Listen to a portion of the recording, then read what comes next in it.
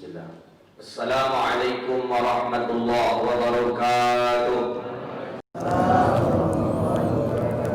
Alhamdulillahilladzi nahmaduhu wa nasta'inuhu wa nastaghfiruh wa na'udzu billahi min shururi anfusina wa min sayyiati a'malina.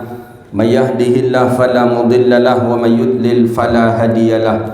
Asyhadu an la ilaha illallah wahdahu la syarika lah wa asyhadu anna sayyidana wa nabiyyana Muhammadan abduhu wa rasuluh sallallahu alaihi wasallam la nabiyya wa la rasula ba'da.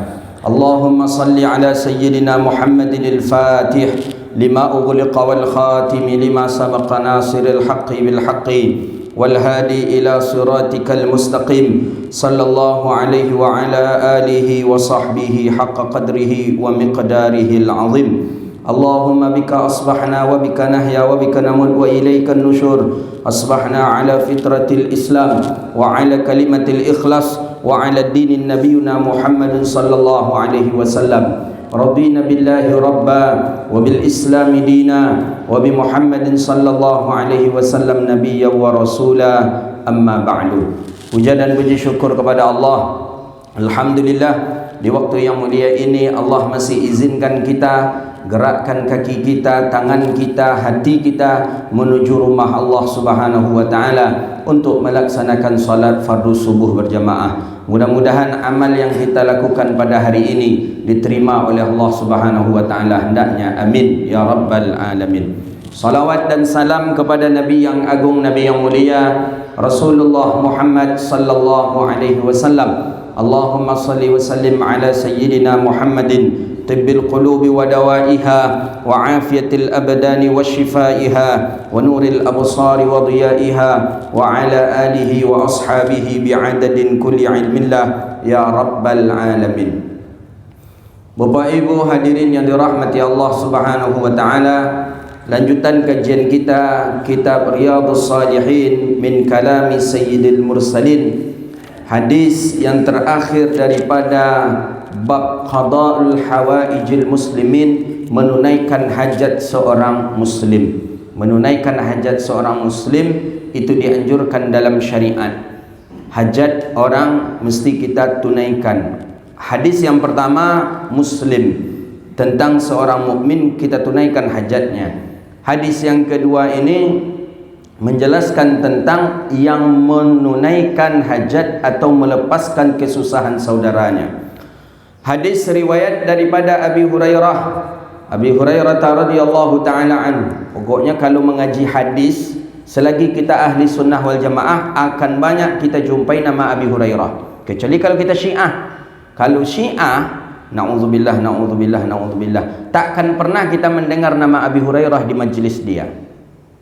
Takkan pernah. Mungkin nanti ada kesempatan ke Iran, ada kesempatan nanti ke bagian barat daerah Irak, umumnya kota ya, atau ke daerah yang hari ini banyaknya Syiah ya, seperti Iran. Syria tidak, Syria masih banyak ahlu sunnah wal jamaah. Ke Iran jarang sekali kita akan menjumpai nama Abi Hurairah disebut oleh syekh tadi. Jarang kita mendengar nama Abi Hurairah disebut oleh khatib, oleh penceramah. Kenapa? Karena dia tidak memakai hadis Abi Hurairah. Menurut dia Abi Hurairah ini bersekongkol dengan Sayyidah Aisyah radhiyallahu taala an. Padahal Abi Hurairah inilah sahabat yang paling banyak meriwayatkan hadis. Jadi selagi kita duduk di majlisnya ahlu sunnah wal jamaah, baik dari kalangan salafikah dia, wahaboikah dia, siapa lagi, pokoknya dia masih kategori bagian dari ahlul millah, syaratnya sama, puasanya sama dengan kita, kita akan mendengar hadis riwayat Abi Hurairah. Karena tak bisa kita elakkan, lebih dari 5.000 hadis Abi Hurairah saja yang mendengar langsung dari Nabi. Kalau kita tak pakai hadis Abi Hurairah, maka berapa ribu hadis yang kita buang? 5.000 hadis itu Abi Hurairah saja itu yang meriwayatkan. Maka di dalam Sahih Bukhari berapa ribu Imam Bukhari memasukkan hadis tentang Abi Hurairah saja dalam Sahih Bukhari. Imam Muslim dalam Muslimnya. Kalau kita buang, kalau kita benci ke Abi Hurairah, buang hadis riwayat Abi Hurairah, sama kita membuang 5.000 hadis Rasulullah sallallahu alaihi wasallam. Maka alhamdulillah Allah takdirkan kita bisa menyebut nama orang yang soleh, orang yang bersama Nabi dari mudanya, orang yang selalu menemani Nabi di dalam dakwah dan di rumahnya. Itulah dia Abi Hurairah, atau dikenal dengan Abdurrahman Ad-Dausi radhiyallahu ta'ala an. Beliau dari Yaman minta izin ke ibunya pergi ke Madinah untuk masuk Islam. Hidayah Allah timbul untuknya, dimasukkan Islam oleh Nabi. Padahal beliau masuk Islam tu 3 tahun Nabi akan meninggal dunia. Tak lama ni, sebentar saja dia dengan Nabi. 3 tahun Nabi akan meninggal dunia, Abi Hurairah masuk Islam. Tetapi walaupun 3 tahun, Abi Hurairah orang yang pertama kali banyak meriwayatkan hadis dari Nabi. Dibuat-buat, bukan dibuat-buat, memang ingat dia. Kuat ingatannya karena ketika itu masih muda. Umur ketika masuk Islam 27 tahun. Masih muda. 3 tahun dengan Rasulullah, usia 30 Nabi meninggal dunia. Jadi Abi Hurairah fuqaha'us sahabah, ahli fikih dari kalangan sahabat. Itulah dia Abi Hurairah. Pokoknya setelah Nabi meninggal dunia, sahabat-sahabat banyak bertanya hukum kepada Abi Hurairah satu, kemudian kepada Abdullah bin Abbas, satu sepupu Nabi. Kalau ada hukum, bertanya kedua orang sahabat ni, Abi Hurairah, kemudian Abdullah bin Abbas. Abi Hurairah, Abdullah bin Abbas. Karena orang berdua inilah yang sangat menguasai hadis-hadis Nabi sallallahu alaihi wasallam. Dan alhamdulillah, hadis yang diingat oleh Abi Hurairah dulu itu sampai ke kita hari ini, dan mudah-mudahan sampai pula ke generasi-generasi kita ila yaumil qiyamah, sampai hari kiamat tidak terputus hadis Nabi sallallahu alaihi wasallam. Mana hadisnya? Anin Nabi sallallahu alaihi wasallam qala. Hadis Abi Hurairah itu kebanyakan hadisnya sahih. Hadis Abi Hurairah satu, kemudian Sayyidah Aisyah satu, kebanyakan, bukan semuanya, ada yang dhaif. Tapi kebanyakan dari hadis Abi Hurairah dengan hadis Sayyidah Aisyah, kebanyakannya hadisnya sahih menurut Ahlus Sunnah wal Jamaah lagi. Kalau menurut mereka, enggak, semua hadis-hadis yang riwayat Sayyidah Aisyah, riwayat Abi Hurairah itu dipermasalahkannya. Anin Nabi sallallahu alaihi wasallam, dari Nabi sallallahu alaihi wasallam, man nafasa an mu'minin kurbatan min kurabid dunya, siapa yang melepaskan daripada umat mukmin akan kesusahan daripada kesusahan dunia. Orang mukmin susah, ada dia punya seorang mukmin yang susah sekali kehidupannya di dunia. Makan payah, sekolahkan anak payah, min qarabid dunia, kita bantu menyekolahkan anaknya, kita bantu ekonominya. Nafasallahu anhu kurbatan min kurabil yaumal qiyamah, maka Allah lepaskan pula lah kesulitan dia daripada kesulitan di hari kiamat. Payah di hari kiamat lagi daripada di dunia ni, lebih susah lagi di hari kiamat daripada di dunia ini. Tapi kalau sudah kita membantu orang di dunia ini, kita akan dibantu Allah dengan haqqul yakin, kita dibantu Allah nanti di yaumil qiyamah. Maka kalau dari sini yang berpeluang besar itu masuk surga, yang berpeluang itu masuk surga, yang berpeluang itu untuk cepat mendapatkan ampunan Allah adalah para penguasa. Menguasa, dia punya uang, dia punya fasilitas, jadi mudah dia membantu orang-orang yang tidak makan, mudah dia membantu orang yang putus sekolah, mudah. Maka oleh karena itu, para penguasa lebih mudah untuk masuk ke dalam surga Allah kalau dia memakai atau memanfaatkan kekuasaannya itu untuk nafasa tadi. Tapi lebih dulu pula dia kadang masuk neraka kalau kesempatan nafasa ada tapi tak diambil, kesempatan untuk membantu tapi tidak dia pakai, maka orang tadi lebih dahulu pula daripada neraka Allah Subhanahu wa taala. Quraban bima tayassara, tidak mesti harus dengan harta, kata sahibus syuruh. Kata Imam Ilan, bisa dengan ilmu kita bantu. Kita harta tak punya tapi ilmu punya, kita berikan solusi kepada dia. Aujah, jah ini atau wibawa. Kalau kita yang bicara, insya-Allah pejabat tu akan mau menuruti kita. Kalau kita yang berbicara, insya Allah orang kaya itu akan mudah keluar hartanya. Pakaikanlah jah namanya. Jah itu kewibawaan kita. Itu juga sama membantu orang. Datang orang fakir miskin, Pak, kami dah 3 hari tak makan nih Pak. Anak kami mungkin tahun ni tak sekolah lagi Pak. Kenapa? Karena tak ada biaya untuk nak menyekolahkan dia, tak ada bayar semesternya. Kita punya jah. Kalau dalam bahasa Arab, jahin dalam hadis itu wibawa. Ucapan kita didengar orang, tunjuk kita diberlakukan orang. Kata kita telefonlah orang yang kaya. Assalamualaikum, waalaikumsalam Pak. Ya, masih ada duit Bapak? Oh banyak Ustaz, belum habis, kata dia umpamanya. Pas betul lah Pak. Ni ada fakir miskin datang ke kita, dah 3 hari tak makan, sudah anaknya mungkin tahun ini tak sekolah lagi karena uang semestinya tidak ada. Baik Ustaz, kalau orang kaya yang pemurah, orang kaya yang dermawan, dia akan bilang, baik Ustaz, suruh ajalah orang tu datang ke saya. Dah selesai, saya dah berapa banyak itu nengok itu. Kalau orang kaya pemurah. Kalau orang kaya yang berjahit sakunya tu tambah payah. Kini kau payah kau Ustaz, corona. Ini corona je kini kau lah. Kini kau payah Ustaz, corona, kemudian kemana-mana lah. Itu nak kan, jangan minta je kayaknya lah. Ayolah Pak matiin aja lah telefon tu lagi. Makasih lah Pak bilang. Tapi kalau yang dermawan itu, Pak, ya baik, datang ke rumah Ustaz. Suruh orang tadi datang. Dah datang tadi.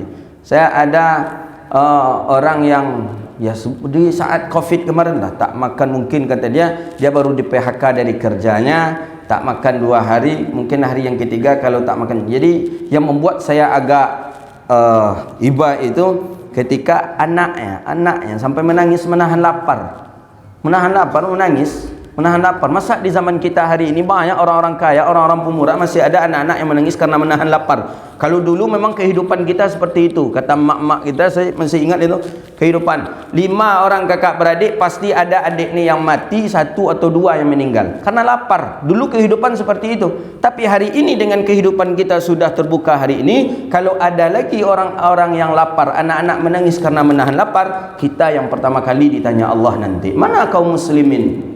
Mana orang muslim? Untung dia datang ketika itu ke An-Nur, membawa anak tadi, kemudian dengan keretanya, dengan sepeda motornya. Jadi dia dari kerja dari instansi ini dah sebulan setelah Covid ada, diberhentikan dari pekerjaan. Tabung selama ini tak pernah menabung karena habis untuk nyicil rumah, nyicil kendaraan. Isteri tak bekerja, anak ada 3, jadi menangis, tak ada makan, dah 2 hari tak makan. Jadi yang makan apa? Adalah ubi tetangga. Ubi tetangga ni punya kebun ubi, itulah dicabut, itulah dimakan oleh anak-anak. Alhamdulillah Allah takdirkan jumpa dengan kita. Saya pun tak mikir panjang, ada sahabat-sahabat saya ajak dan ikut, dan alhamdulillah terbawa pula lah dia ketika itu uang yang lumayan lah. Tapi kita sampaikan, ini belikanlah ke makanan, ini belikanlah kepada kebutuhan pokok. Dan banyak orang-orang yang seperti itu. Cik kau lah dibantu, apa kau tak lama sejam setelah itu timbul telefon lagi tu. Itu orang kita. Jadi banyak berarti ini. Banyak, bukan satunya. Itu di Pekanbaru itu. Bagaimana di pelosok-pelosok daerah yang ada di kita di Riau ini. Maka oleh karena itu yang pas betul ini memang orang-orang yang penguasa yang tahu dia letak titiknya, kemudian dia memiliki wewenang untuk membantu, itu luar biasa sekali. Allah mudahkan dia nanti di yaumil qiyamah. Wa man yassara ala mu'sirin wa man ya'sara. Jadi cara membantunya tadi bisa dengan ilmu, kita cuma punya ilmu, kita sampaikan ke dia begini. Atau kita punya relasi, boleh nanti saya sampaikan ke teman saya, silahkan datang ke sana. Au jahin, atau punya wibawa. Punya wibawa, kalau dia berbicara didengar oleh orang yang kaya. Au nasih, atau dinasihati. Cuma kalau orang tak makan dinasihati macam mana bentuknya ni kan? Sabar aja lah Pak, insya-Allah akan makan Pak besok, kata dia. Payah itu. Payah menasihati orang kalau tak makan. Au dilalatan alal khair, atau kita tunjuki cara sebagaimana Nabi. Awal mula sahabat datang ke Nabi minta uang, dikasih Nabi. Kali yang kedua dikasih Nabi. Kali yang ketiga Nabi belikan kapak. Boleh seperti itu. Dilalatun alal khair namanya.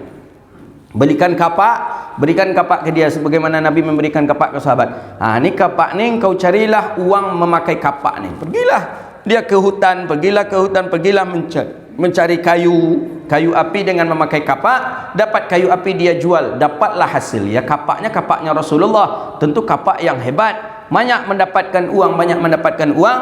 Setelah itu besoknya dia datang lagi ke Rasulullah untuk mengganti kapak Nabi tadi. Kemudian apa kata baginda Rasulullah? Jangan engkau berikan kepadaku, tapi berikanlah kepada orang yang membutuhkan sepertimu. Begitu cara Nabi mendidiknya. Itu namanya dilalatun alal khair. Kalau ada orang macam tu, anda usah kasih ke saya, kasihlah kepada orang yang membutuhkan sepertimu.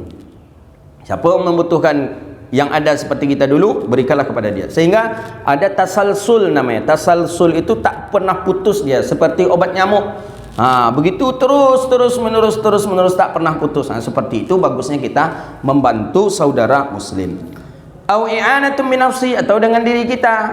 Kita memang memiliki pula harta, berikan. Au safaratihi, atau kita punya kendaraan, kita bawa dia ke mana dia hendaknya, kita bawa dia ke mana dia suka. Au syafa'au, doa terakhir kali, du'aihi, doanya yang terakhir. Itu terakhir. Uang tak punya, ilmu tak punya, nasihati tak bisa, menunjukkan kepada kebaikan tak bisa, apalagi terakhir doa. Doakan ia, wa bidu'aihi, doakan dia, ya Allah, mudah-mudahan orang ni mudah rezekinya ya Allah, mudah-mudahan dia dapat kebaikan, dan mudah-mudahan Allah selalu memberi petunjuk dan hidayah kepadanya. Begitu dia. Wa may yassara ala mu'sirin, kata Nabi, dan siapa yang memudahkan ala mu'sirin, di atas kesulitan saudaranya, yassarallahu alaihi fid dunya wal akhirah, Allah mudahkan kesulitan di dunia dan di akhirat. Ini memudahkan urusan orang, jangan kita persulit. Maka Nabi SAW selalu menyampaikan, yusiru wa la tu'asiru, basyiru wa la tunafiru. Urusan orang mudahkanlah, jangan kita susahkan, jangan kita persulit. Hiburlah orang, dan jangan kita takut-takuti. Jadi kalau kita bersama teman, hibur dia, jangan kita takuti. Kalau kita takuti, berarti kita bukan seorang muslim kita. Hibur dia. Umpama dia sakit, hibur dengan perihal yang elok. Dia lagi gundah, dia lagi sedih, hibur dia. Jadi mudahkan urusan orang, jangan orang dipersulit. Ini saya tengok orang Arab yang kurang pas nampaknya mengamalkan hadis ini. Kami kalau mengambil visa iqamah namanya, saya di Arab, saya perhatikan sama saja daerah Arab semuanya. Ta'ban namanya istilahnya. Ta'ban ni memang parah kali. Kita dah antrian dari jam 3 subuh. Jam 3 subuh enak-enak tidur, itu dah pergi ke Jawazat. Jawazat ni kalau kitanya apa ya? Yang untuk dapatkan imigrasi, Jawazat imigrasi. Datang ke imigrasi jam 3 subuh, orang belum datang. Kalau datang memang bukanya jam 8, tapi kalau datang kita jam 8, takkan pernah kita dapat visa iqamah. Semua negara. Al-Azhar itu kan ribuan orangnya. Semua negara. Jadi jam 3 itu mesti dah antri itu. Antri di loketnya itu. Jam 3. Dah sampai kita 10 meter antrian kita dari jam 3 itu. Di sanalah duduk tidur. Oh, luar biasa.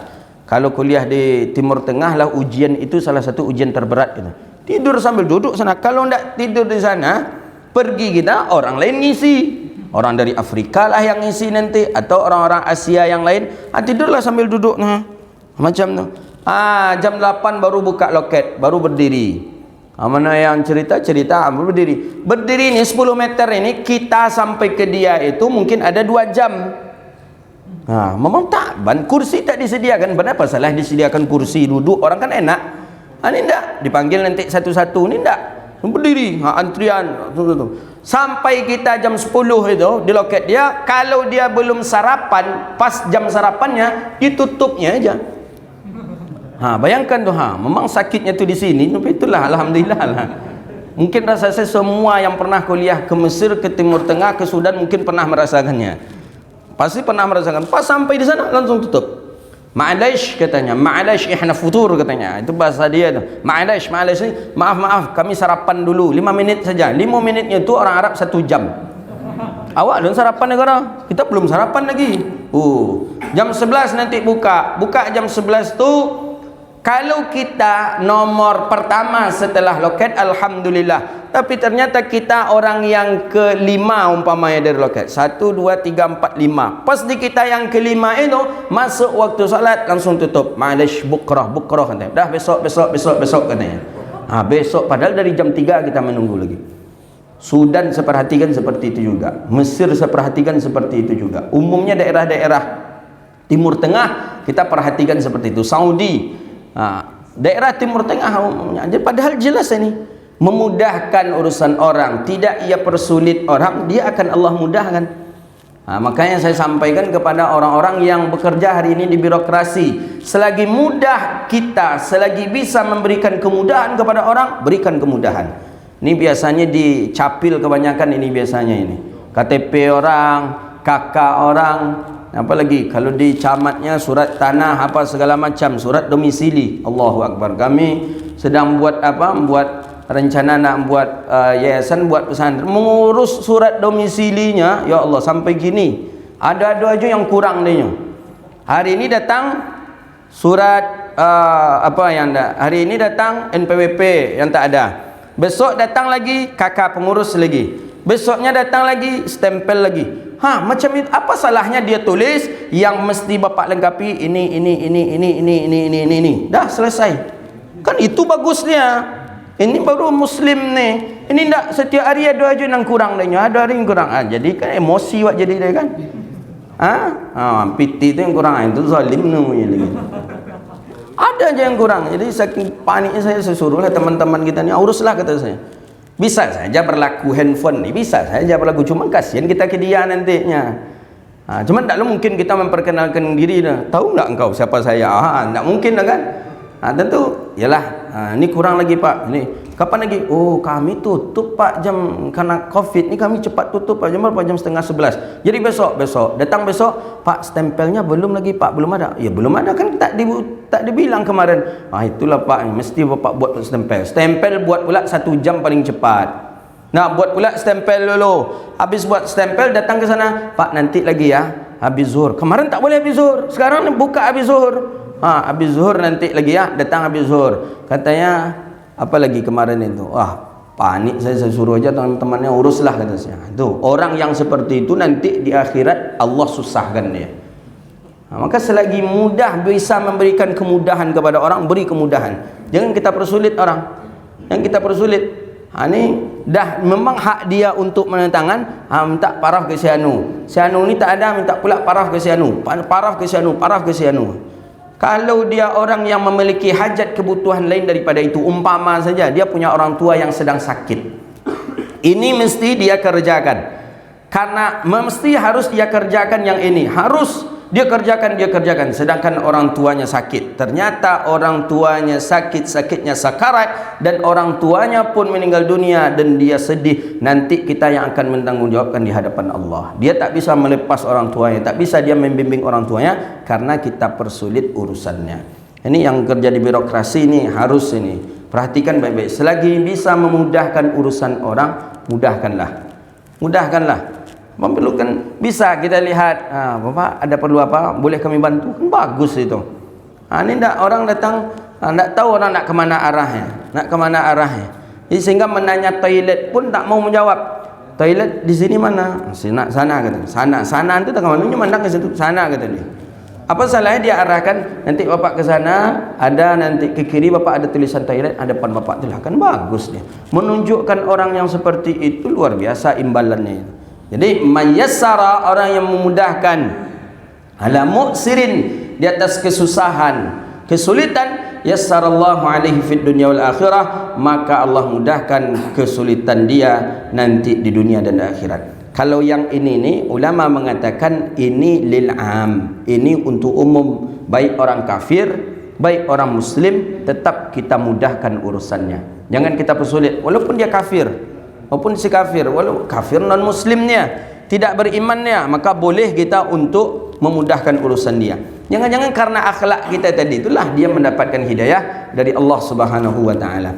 Jangan, ini kafir ni tak bisa kita bantu ni, tak boleh, ini kafir ni boleh. Akhlak kita kedepankan. Itu akhlak para sahabat seperti itu dengan orang-orang kafir. Baginda Nabi saja orang kafir datang bertamu Nabi layani. Siapa ketika itu? Seorang raja Imran ibn al-Husain datang, seorang raja dari non muslim dahulunya datang bertamu ke rumah Nabi layani. Imran bin Husain ni dah banyak memerangi umat Islam. Setiap ada umat Islam dia ajak perang, menang, dia ajak perang, menang.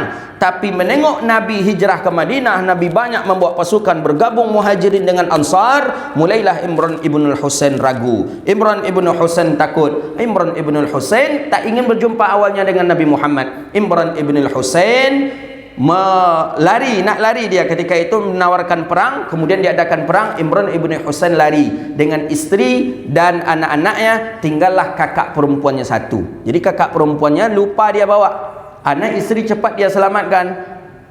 Anak istri dia selamatkan, kakak perempuannya lupa membawanya. Imran ibn Husain marah kali kakaknya. Kakak perempuannya marah sekali. Wahai ya Imran, celaka betul Imran. Dia lebih mentingkan anaknya dan istrinya dibandingkan denganku.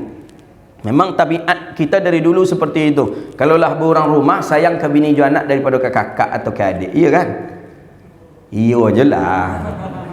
Kalau ada kejadian, siapa yang kita selamatkan pertama? Anak dan istri kita atau kakak kita yang kita ambil? Anak bini. Nyeluto pula pak dia takut ada ibu-ibu belakang. Anak istri. Imran ibn al-Husain seperti itu tabiatnya.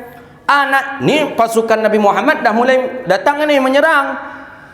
Imran ibn al-Husain seorang raja, penguasa, kudanya kencang, kudanya besar. Dia ambil anak dan ambil istri buat lari. Tinggallah kakak perempuan. Kakak perempuan ni kalah. Imran, daerah yang dikuasai oleh Imran ibn Husain tadi kalah. Akhirnya perempuan-perempuannya, orang-orang yang di sana dijadi tawanan perang, termasuklah kakak perempuannya tadi. Tidak diganggu. Islam tak pernah mengganggu. Islam tak pernah mengganggu kalau tidak dia menyerang. Jadi kalau yang sudah mengatakan mengalah seperti itu, langsung saja diambil oleh para sahabat Nabi, dijadikan tawanan perang, dimasukkan ke penjara, dijadikan tawanan perang. Tawanan perang. Jadi Imran ibn Husain dah lari ke Syam bawa anak dan istri. Tadi Imran ibn al-Husain dikirimlah surat oleh kakak perempuannya. Oh ya, cukuplah kata kakak perempuannya, kau tega anak istrimu kau larikan, aku tak engkau bawa. Cukuplah. Kalau engkau memang sayang dengan kakak, tolong jemput kakak ke Madinah. Kakak ditawan oleh orang Islam. Dah dijemput. Awalnya takut yang menjemput. Kalau saya menjemput nanti saya akan diperangi oleh Muhammad. Saya akan dibunuh oleh pasukannya Nabi Muhammad. Saya tak mau. Kata Imran ibn al-Husain. Kemudian kata Nabi lewat terus, lewat di hadapan tawanan tadi Nabi lewat. Jadi kata yang lewat ini, ya Muhammad, tolong Muhammad. Nabi diam aja, lewat Nabi. Lewat lagi, tolong Muhammad, lewat Nabi. Tak dipedulikan Nabi. Habis solat subuh Nabi lewat. Kata kakaknya Imran ibn al-Husain, Muhammad, aku ingin masuk Islam, tapi satu syaratnya. Itu kata kakak perempuannya. Ya, dia ni apa syaratnya? Izinkan aku bertemu dengan Imran ibn Husain. Imran ibn Husain ni raja, seorang raja. Aku ingin masuk Islam, tapi satu syaratnya Muhammad, tolong jumpai aku dengan Imran ibn Husain. Baik, boleh kata Nabi, tapi aku tidak akan mengizinkanmu untuk menjumpainya sendirian saja. Siapa? Aku akan mengutus para sahabat menemani. Di antara sahabat yang menemani dia itu adalah Sayyidina Ali, diutus oleh Nabi. Sayyidina Ali dengan kakaknya, dengan beberapa orang lagi pergi menjumpai Imran ibn Husain. Kata kakaknya, aku akan dilepaskan oleh Muhammad kalau engkau mau menjumpainya. Kau cukup menjumpainya saja. Nanti orang berperang, nanti orang membunuhku, umat muslim Madinah. Tidak, kata Sayyidina Ali, aku yang menjaminnya, kata Sayyidina Ali bin Abi Talib. Besoknya datanglah Imran ibn Husain, seorang penguasa, raja dengan kuda yang gagahnya, ya. Memang kuda itu pula kendaraan dulu. Kalau kini ya mungkin pejabat kini apa mobilnya? Pajero lele. Jemaah banyak punya Pajero nampak. Mobil Gini, ya itulah Ferrari, mobil Gini, itu kudanya. Berwibawa sekali Imran ibn Husain. Pokoknya kalau Imran ibn Husain pas masuk Madinah tu, ya Imran datang, kata orang Madinah. Pas Imran datang masuk ke rumah baginda Nabi, Imran ibn Husain berdiri saja di luar. Nabi sudah tahu Imran ibn Husain ada di luar. Nabi persiapkan betul-betul, Nabi jamu. Tengok si kafir tetap dilayani oleh baginda Nabi. Kita akhlak yang kita kedepankan. Maka manhajun nubuwah itu, manhajnya ilmu para salafus saleh itu akhlak, bukan pertengkaran, bukan perpecahan. Akhlak yang dikedepankan. Ni si kafir depan, di luar si kafir, Nabi siapkan dulu. Nabi siapkan semuanya. Nabi punya bantal kalau orang Arab untuk tempat duduk. Itu khusus untuk Nabi, dibuatkan sahabat memakai kulit kambing. Itu empuk, itu untuk Rasulullah SAW. Cuma satu itu saja di rumah baginda Nabi. Dan itu Nabi khususkan boleh dipakai untuk Imran ibn Husain. Masuk Imran ibn Husain, Datang Imran ibn Husain, langsung Nabi persilahkan duduk di tempat yang tinggi dari baginda Nabi. Dari akhlak Nabi sudah luar biasa. Silakan. Imran ibn Husain tak mau, karena dia tahu dia raja, Nabi pun seorang pemimpin. Nabi banyak pasukannya, Nabi banyak pengikutnya, dia juga banyak pengikutnya, tapi dia tak mau digitukan oleh Rasulullah. Nak mau dia, nak mau duduk. Kata baginda Nabi, silahkan duduk Imran bin Husain. Engkau di mana ya Muhammad? Aku di sini saja, duduk. Orang yang belum pernah bertemu sebelumnya, bermusuhan apa, kemudian silahkan Imran ibn Husain duduk, silahkan. Nak mau dia, tak mau Imran ibn Husain dipaksa oleh Nabi untuk menduduki tempat yang tinggi itu. Ini untukmu, engkau duduk. Seperti itu dia. Jadi kalau ada kawan tadi basuh-basuh, sogan makan aja lah, banyak cerita lainnya kan. Boleh tak apa-apa, makan aja lah kata kita. Duduk macam tu, didudukkan Imran ibn Husain oleh Nabi. Nabi duduk di bawah. Dari situ mulai hidayah datang ke Imran ibn Husain. Ini seorang raja, dia duduk di bawah. Kemudian air, Nabi yang menuangkan air, seorang rasul, pemimpin menuangkan air. Apa salahnya khadam? Ada Anas bin Malik. Apa salahnya khadam pembantu Nabi? Ini nak baginda Nabi menuangkan air, diberikan. Silahkan, ini berdua saja. Silahkan ya Imran ibn Husain, minum, silahkan minum. Nabi minum. Apa kata Imran ibn Husain setelah minum air itu? Ya Muhammad, memang engkau pemimpin yang sejati Muhammad. Memang engkau pemimpin yang betul-betul pemimpin Muhammad. Tidak pernah aku menengok seorang raja yang rela dia duduk di bawah demi tamunya. Tak pernah aku menengok seorang raja yang menuangkan air untuk tamunya. Ketika itu hidayah Allah datang, langsung Imran ibn Husain pun mengucapkan 2 kalimat syahadat di hadapan Nabi sallallahu alaihi wasallam. Jadi akhlak itu penting dia.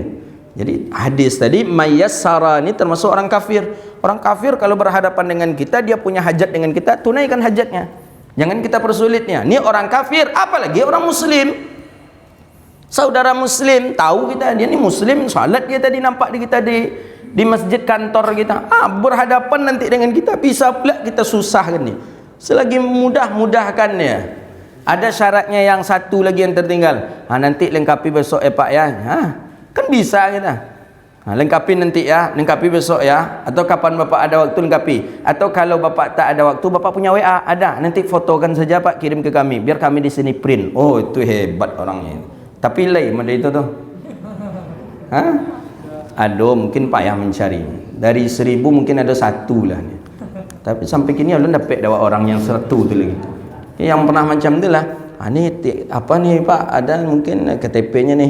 Bapak lupa saya bawa KTP saya. Baik, kalau gitu Bapak fotokan aja nanti, biar kami di sini memprintnya. Ini dah selesai ni Pak. Bapak tinggal nunggu je lagi. Kan luar biasa. Ya Allah, kalau macam itu dah jaminan surga untuk dia. Tapi biasanya orang macam tu tak dipakai, tu tak dia pergi jabatan itu macam tu, tak kan naik pangkat dia itu tu. Tak kan naik pangkatnya. Yang naik pangkat tu yang pandai angkat tolu kata orang. Pandai mencari muka di depan punya, pandai ambil muka di depan atasannya, itu capek dapat pangkat itu. Tapi mana yang lurih-lurih tadi, mana yang betul-betul kerjanya lillah tadi itu payah angkat naik pangkatnya itu. Jadi memang sistem menyuruh kita nampaknya mengangkat talu tu nampak. Baca talu ya bisa apa dia selesai pula. Wa man sattara musliman sattarahu Allahu fid dunya wal akhirah. Dan siapa yang menutupi aib seorang muslim, maka Allah tutup pula lah aibnya di dunia dan di akhirat. Ada kemarin yang sudah kita bahas 4 yang cuma boleh kita membuka aibnya, 4 keadaan saja. Wallahu fi aunil abdi maka al abdu fi auni akhih. Allah itu bersama orang yang membantu hambanya selama hamba itu pun membantu saudaranya.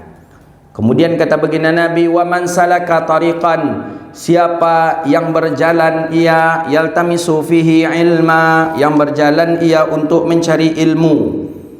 Kata para ulama, mencari ilmu maksudnya di sini baik untuk tahfiz, menghafal, atau majlis atau duduk seperti kita, atau talib atau dia mengajarkan, ya, mudarris.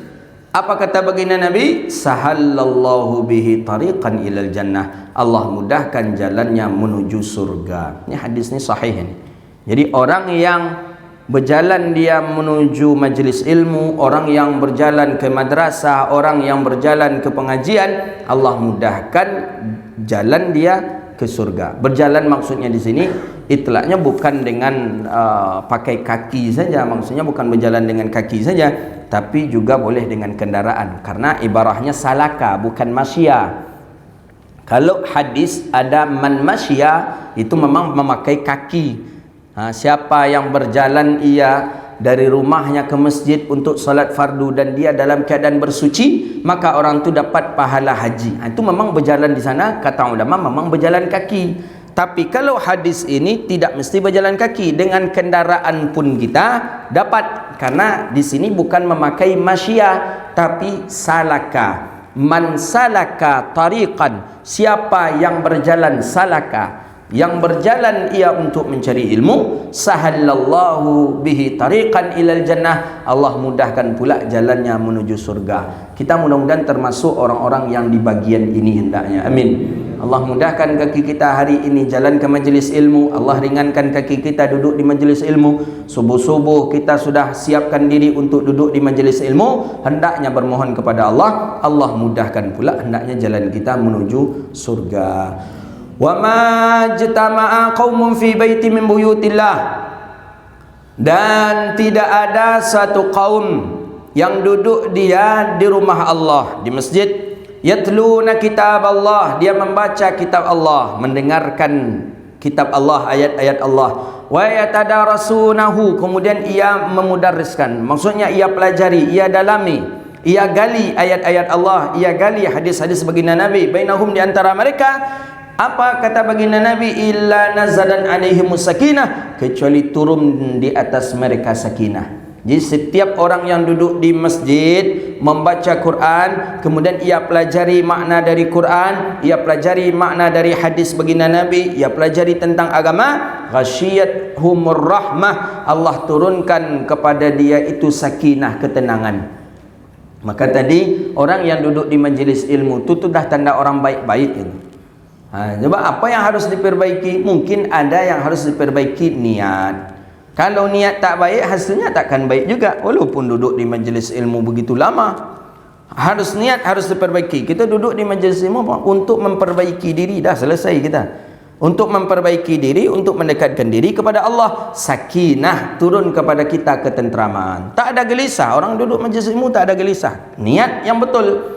Wa ghasyiyatuhumur rahmah, dan Allah berikan rahmat, cucuran rahmat. Jadi orang-orang yang selalu duduk di majlis ilmu, Allah cucurkan rahmat untuknya. Wa haffathumul malaikah, dan mendapatkan ampunan daripada malaikat. Jadi malaikat mohon ampun kepada Allah untuk orang-orang yang hadir di majlis ilmu. Ada dalam syarahan kita baca, malaikat itu hadir dalam majlis ilmu itu sampai banyaknya 50.000 orang.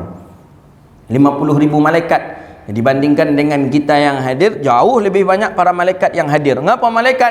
Khasyat haffathumul malaikah, mohon ampun para malaikat kepada Allah untuk orang-orang yang hadir di majlis ilmu. Wa dzakarahumullahu fi man indahu, dan bercerita, disebut-sebut orang ini oleh Allah dengan orang-orang yang ada di sekitarnya. Jadi kita ini disebut oleh para malaikat. Si anu itu setiap Sabtu duduk di majlis, si anu itu setiap Sabtu baca Riyadhus Shalihin, si anu itu hadir. Malaikat itu yang disebut oleh para malaikat, kata Nabi, man bata'a bihi amaluhu lam yusri' bihi nasabuhu. Siapa yang lambat dia melakukan amal kebaikan, belum juga melakukan amal kebaikan, maka tidak akan mendapatkan ketenangan di dunia dan di akhirat. Maka oleh karena itu segera kita melakukan kebaikan agar kita hidup di dunia ini dalam keadaan bahagia, di akhirat pun bahagia dengan amal kebaikan kita. Hadis rawahu Imam Al-Muslim. Ada yang mengatakan sakinah itu nama malaikat.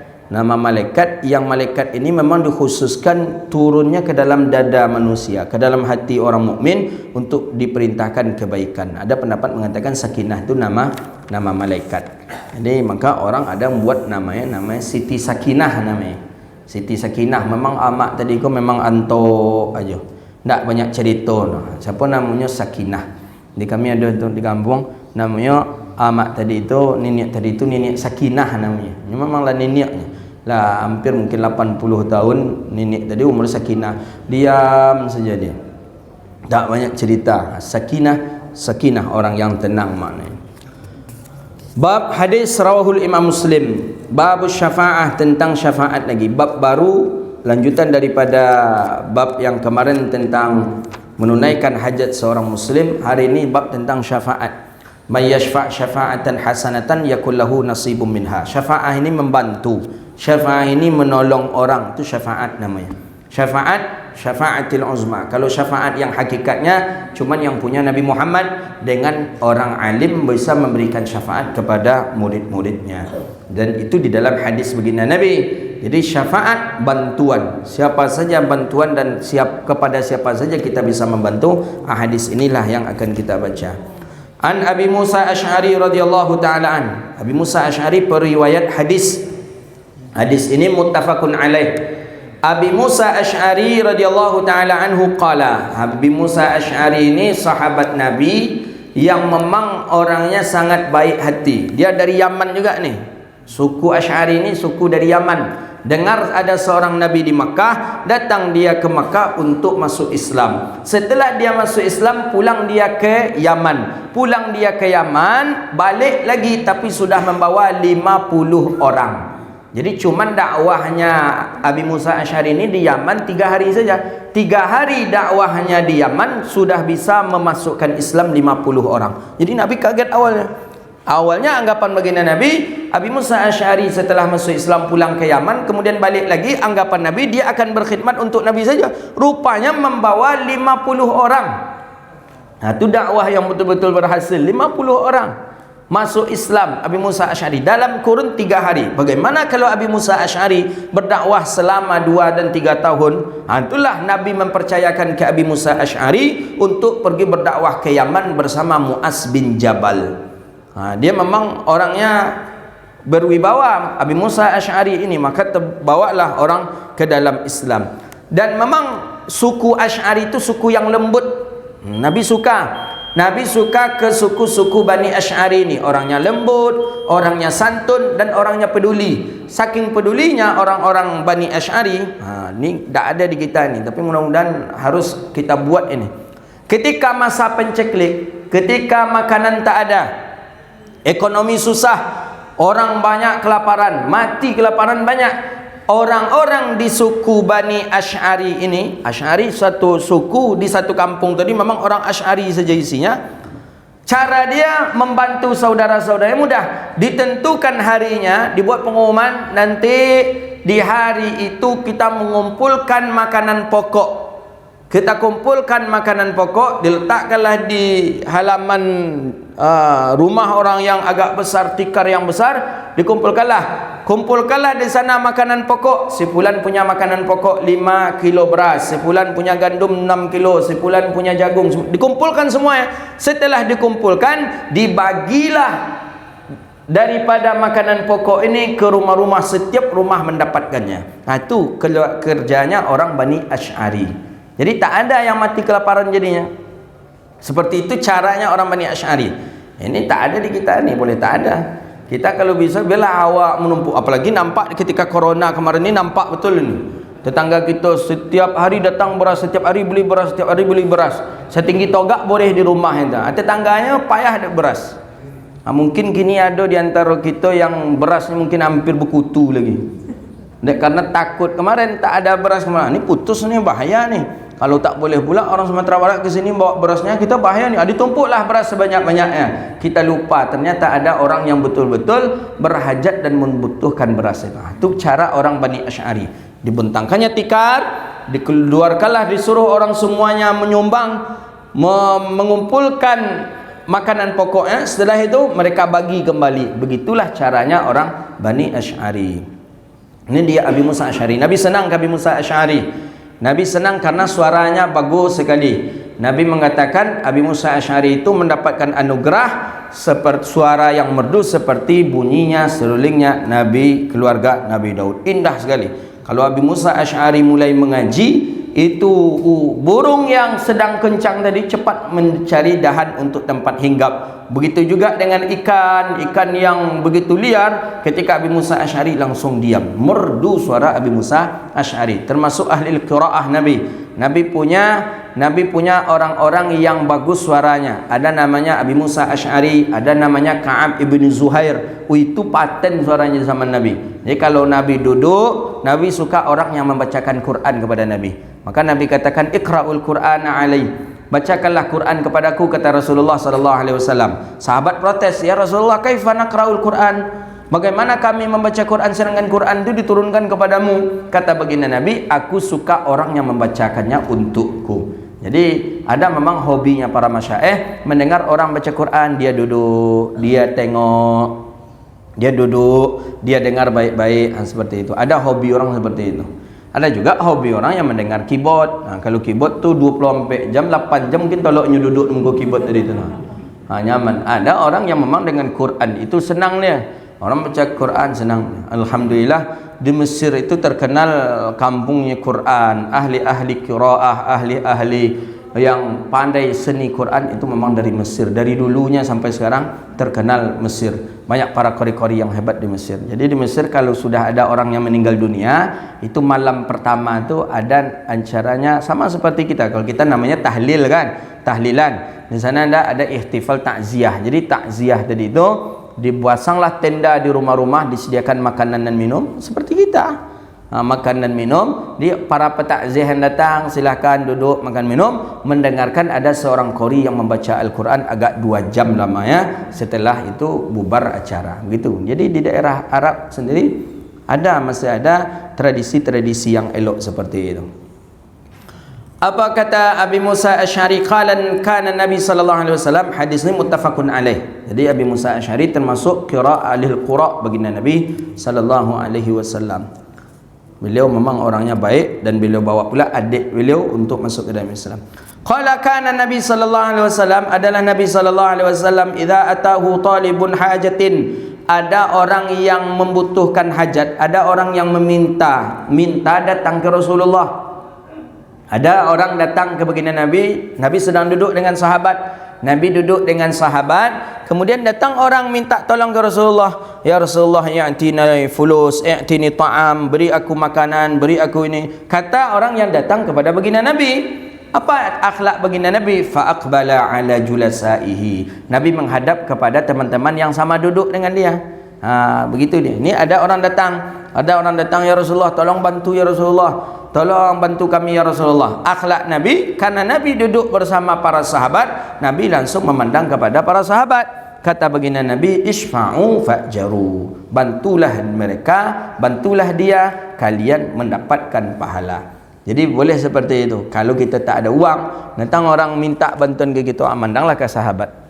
Begitu dia. Ya seperti si Nuaiman kemarin kan. Si Nuaiman, pariknya yang lapar, diambilnya makanan dari kedai orang, dibawanya lah ke Rasulullah. Nabi sedang duduk bersama sahabat,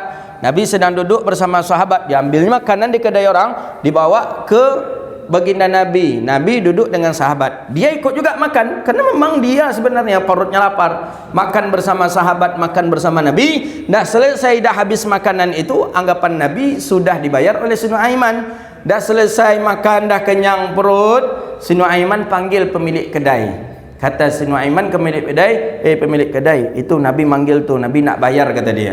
Jadi datanglah pemilik kedai, ya Rasulullah, karena makanan sudah habis kita makan, silahkanlah bayar kepada ni orang pemiliknya. Jadi Nabi, belum kau bayar Nuaiman, lalu ya Rasulullah, katanya. Terpaksalah sum-sum sahabat itu. Itu kerja si Nuaiman itu. Memang ada. Jadi Nabi itu bukan kaku dengan sahabat. Enggak, Nabi tidak begitu kaku dengan sahabat. Nabi rileks dengan sahabat. Kadang Nabi biasa, Nabi SAW akrab dengan sahabat, tapi masih akrab dengan batasan adab. Tidak ada sahabat yang sanggup memanggil nama Nabi Muhammad kecuali dengan manggil ya Rasulullah. atau tidak ada sahabat yang mengangkat suaranya lebih tinggi dari suara Nabi. Tapi kalau akrab betul dengan Nabi, tidak tegang Rasulullah sallallahu alaihi wasallam. Jangan kita anggap Nabi tegang, Nabi serius dengan sahabat, tak ada canda tawa. Oh ada, begini Nabi ada. Itu buktinya dengan si Nuaiman tadi. Jadi sahabat tadi lah mahli wajah, kata sahabat tadi deh kerajaan Nuaiman gue katanya. Jadi Nabi pun kau naik dari si Nuaiman ini. Itulah tentang dia menjual sahabat satunya tadi. Siap ni jualnya dia, siap tu nya ke Abu Bakar balik untuk mendapatkan makanan itu saja. Nuaiman ingin dia anak awak biar nama Nuaiman besok. Mudah-mudahan secerdik itu pula namanya, merasai dia nak dia. Ada di rumah tu lain jual besok di sini Nuaiman contohnya kan. Kalau namanya Nuaiman. Abu Nawas kalau versi ini, mana Abu Nawas ni ada mengatakan betul-betul ada. Cuman orang kita banyak membuat di cerita di kartun saja kan Abu Nawas. Abu Nawas itu katanya memang ada itu cerita tentang Abu Nawas itu. Abu Nawas yang cerdik tadi. Jadi ketika dia dengan ibunya awalnya di bawah, dia menemani ibunya masak, rumahnya bertingkat, dia main ke atas, ditinggalkan ibunya. Ada yang jatuh, katanya jatuh, ada yang jatuh. Jadi kata ibu Abu Nawas, ya bu, apa tu nak jatuh nak? Kata Abu Nawas, baju bu. Apa bunyi keras? Baju tadi ada isinya kata dia. Ada isi baju tu maksudnya Abu Nawas tu terjatuh langsung. Jinyo terjatuh langsung. Tapi dia takut kena marah oleh ibunya, sabut aja baju yang jatuh kata. Padahal jinyo jatuh. Untuk nak mati aja Abu Nawas ni. Abu Nawas satu, kalau di Arab tu ada si Joha namanya satu, kemudian satu lagi kalau di hadis di zaman sahabat Nabi si Nuaiman. Jadi datanglah orang nak membagi faraid. Dia bertiga, suami, isteri, satu anak perempuan. Meninggal suami, tinggal satu anak perempuan dengan isteri. Ini harta banyak nih yang nak dibagi, harta banyak. Istrinya ni, ibunya ni nak menikah lagi, anaknya begitu juga menikah. Jadi sebelum menikah bagus dibagi faraid.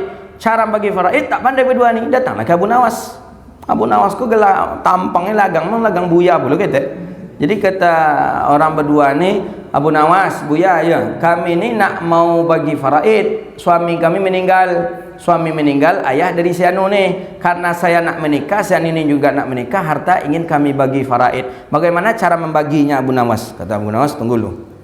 Ibu tadi satu isteri, ini anak kedua. Mau gitu pula kayak Abu Nawas?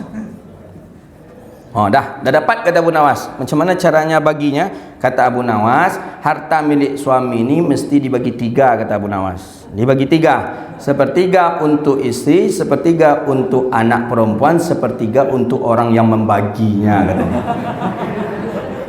Yang membagi siapa? Abu Nawas. Macam dia Abu Nawas tadi. Itulah Nuaiman cik Abu Nawas cik buat nama anak. Wa yaqdillahu ala lisanin nabihi ma ahab. Jadi wajulasaihi fa idza atahu talibun hajah. Jadi kalau ada orang datang meminta kepada baginda Nabi, Nabi langsung menengok ke sahabat. Kata Nabi, istajaru, kata Nabi isfa'u fatu'ajjaru, tu'jaru. Kalian bantu dia maka kalian dapat pahala, kata Nabi. Karena Nabi yang mengucapkan itu, wa yaqdillahu ala lisanin nabihi ma ahab. Pasti para sahabat langsung mendengarkan, karena itulah yang ditunggu-tunggu oleh para sahabat Nabi. Jadi sahabat tu duduk dengan Nabi tu menunggu kalimat-kalimat itu. Seperti Nabi mengatakan, gembiralah si Ukasyah, siapa yang disebut oleh Nabi bahwa dia akan menemaniku menjadi tetanggaku nanti di surga. Kalimat-kalimat itu yang ditunggu oleh sahabat di dekat Nabi. Kalian bantu maka kalian dapat pahala. Pasti. Kata Nabi kadang sambil duduk, si fulan itulah nanti yang akan menemaniku nanti di surga. Si fulan itulah yang akan bersamaku nanti di surga. Sehingga Nabi terucap pula ada 10 orang yang akan masuk ke dalam surga Allah Subhanahu wa taala. Hadis muttafaqun alaih. Hadis terakhir dari bab syafaat ini. Babul islah selesai, besok nanti pembahasan bab baru. An Ibni Abbas radhiyallahu taala an. Ibni Abbas, Abdullah bin Abbas, sepupu Nabi. Sepupu Nabi namanya Abdullah bin Abbas. Ayahnya namanya Abbas. Abbas ini paman Nabi, kakak beradik dengan ayah Nabi. Radhiyallahu anhuma karena dia dan ayahnya sahabat Nabi. Fi qissatil Bararah wa zawjiha. Bararah pada menceritakan tentang kisah Bararah dan suaminya. Jadi ada nama seorang perempuan namanya Bararah, nama seorang perempuan ini. Orang Arab hidup di zaman Nabi. Di kita tak ada nama Bararah, tapi tak tahu gitu ya. Nama suaminya si Mughis Abdul Aswad. Jadi nama perempuan, nama istri ini Bararah, nama suami si Mughis. Bararah dengan Mughis ini sama-sama budak. Bararah istri budak, Mughis suami juga budak. Orang ni menikah berdua. Si Bararah budak dibeli oleh Sayyidah Aisyah. Jadi budak dibeli Bararah oleh Sayyidah Aisyah, kemudian dimerdekakan oleh Sayyidah Aisyah. Jadi tak budak lagi. Setelah dia dimerdekakan oleh Sayyidah Aisyah, Bararah ni menjadi orang merdeka seperti orang biasa. Bararah ni tak mau lagi dengan si Mughis. Tak mau dia lagi dengan si Mughis, tak cinta lagi dia dengan si Mughis. Dalam arti kata tak level lah gitu. Kalau dulu mungkin satu level karena sama-sama budak. Bararah budak, si Mughis budak. Tapi ini sudah dimerdekakan oleh Aisyah. Si Bararah sang istri sudah merdeka, si Mughis masih budak. Jadi tak level dia. Akhirnya si Mughis tak ingin dia dipisahkan dari si Bararah. Mughis ni cintanya memang luar biasa, cinta mati. Tak ingin diputuskan oleh si Bararah. Akhirnya kemana pergi Bararah diikuti oleh Mughis. Ni memang ada je orang yang parah mencintai orang. Kemana bini tadi diikutin dia. Sampai Nabi menengok si Mughis ni menangis. Menangis karena berharap diterima cintanya kembali oleh si Bararah. Sampai basah daripada jenggotnya. Berapa derasnya air mata ini? Basah jenggot. Si Bararah ni memang tak mau sama sekali lagi dengan si Mughis. Tak mau dia. Tak mau.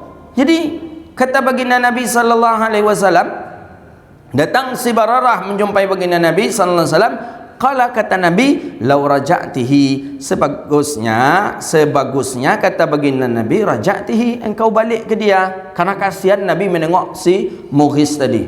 Sampai diikuti ke mana pai si Bararah tadi, diikuti dia sampai menangis berharap cinta dia. Jadi kata Bararah, ya Rasulullah, tak muruni, engkau memerintahkanku ya Rasulullah, engkau menyuruhku ya Rasulullah. Qala, kata baginda Nabi, innama ashfa'u, itu sebagai usulan saja, sebagai usulan untukmu. Itu baginda Nabi. Jadi Bararah ni cerdas juga dia. Ditanya baik-baik dulu, perintah atau macam mana Nabi? Kalau perintah tentu wajib dia taati. Tapi itu tak perintah rupanya dah. Kata Nabi, ishfa'u, sekadar usulan. Sekadar usulan pendapat, kata baginda Nabi. Qalat, kata Bararah, la hajatan li fi, aku tidak berhajat lagi kepadanya. Aku tak berhajat lagi kepada Nabi. Tak bisa memaksa. Kenapa tak bisa memaksa? Karena status sudah beda.